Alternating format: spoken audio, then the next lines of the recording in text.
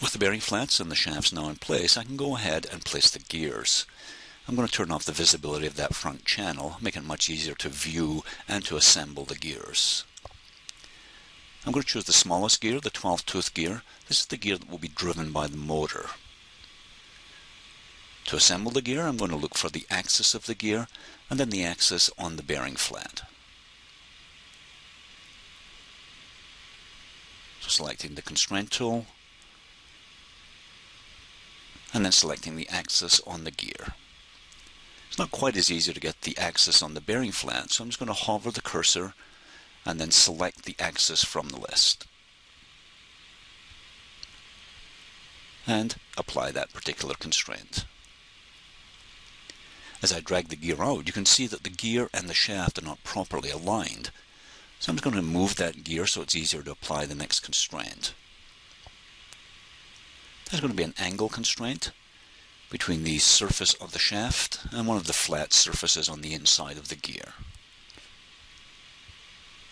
And for the moment, that'll do. We're going to have to add one more constraint to the gear. The second gear could be either a 36, 60, or 84 tooth gear. I'm going to start with the 36 tooth gear as my first possible solution. That reduces the motion by 1/3, 12 teeth versus 36.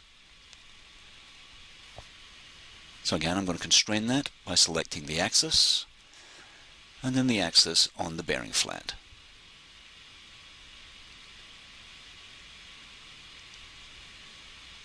So having placed that particular constraint, again I need to add a second constraint, which is aligning the gear to the shaft. Move the gear and add the angle constraint.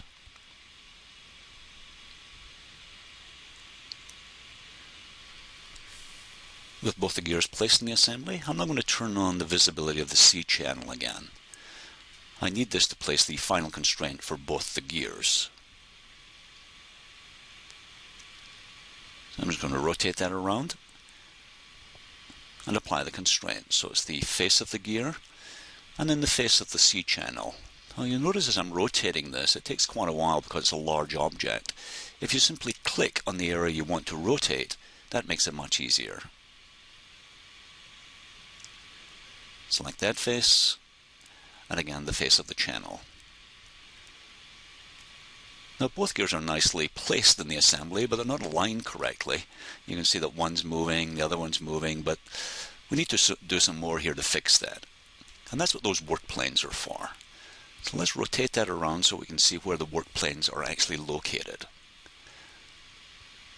In this case, the work plane goes between the teeth of the gears, as does the one in the small gear. So I'm going to rotate the larger gear until I see the second work plane. And that second work plane goes through the center of a gear tooth. So now I can constrain those two work planes. I could use a mate constraint or an angle constraint. In this case I'm using a mate constraint. And with that constraint applied, the gear teeth are now correctly aligned.